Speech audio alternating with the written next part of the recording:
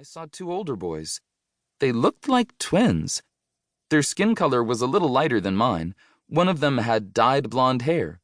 The other had black dreadlocks. The black-haired guy nodded.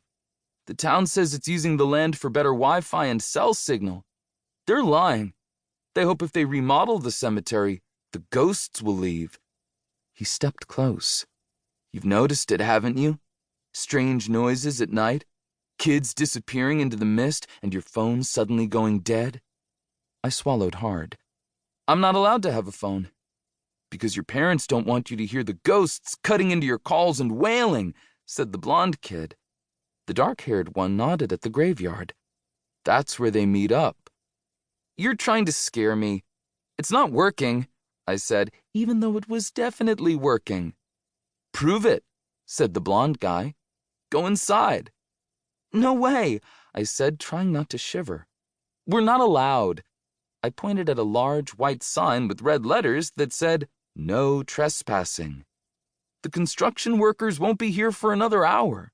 No one will know, said the boy with the dreads. Then you go, I said. What are you, chicken? Asked the blonde one. What are you? I shot back. 4 years old? Calling me names won't work. Maybe this will. The blonde kid grabbed my bag and launched it over the iron gates. Hey, I yelled, bring it back. Get it yourself, he said. We'll wait for you, said the black-haired guy. I had to go inside. My parents would ground me if I lost the house key. My heart crashed against my ribs as I reached the gate. Before I could do anything, it swung open, silently, as though it had been waiting for me. The boys gasped. Well, said the blonde guy, his voice trembling. Go on. I took a deep breath and stepped inside. 2. Inside the cemetery, the fog was thick. I wanted to run away, but I couldn't see the exit, or my bag. No way had the kid thrown it that far. Where was it? I stepped on a bramble. It wriggled. I yelped, then tripped on another one. It squealed and cracked like a broken bone. I ran for where I thought the exit should be. Instead, I got lost. The wind cried and swept the fog away. I was in the middle of the graveyard. The trees in this section were dead. No leaves. Their bark was split, as though something big and menacing had sharpened its claws on their trunks.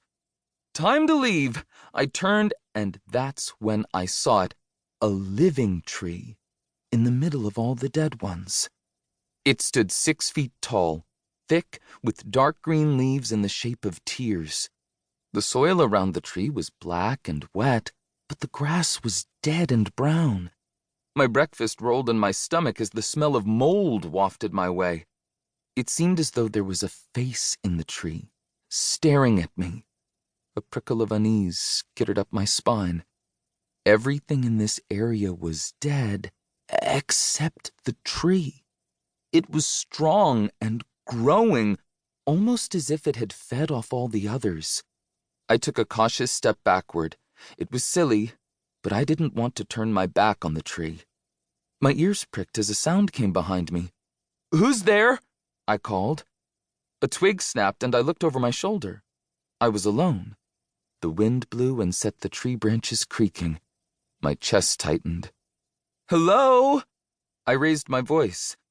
The living tree's leaves rustled, tangling into each other, and formed the shape of a skull.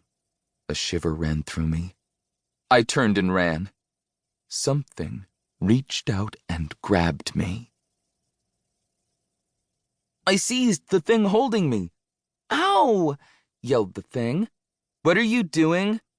I twisted free. A girl with purple hair glared at me. Sorry. I let go of her hand. She rubbed it. What did you do that for? Telling her that I thought she was a ghost wasn't a good idea. You scared me, I said. Why didn't you answer me? She pulled an earbud out. I didn't hear you. What are you doing here? I asked. I saw my doofus older brothers in front of the gate, she said.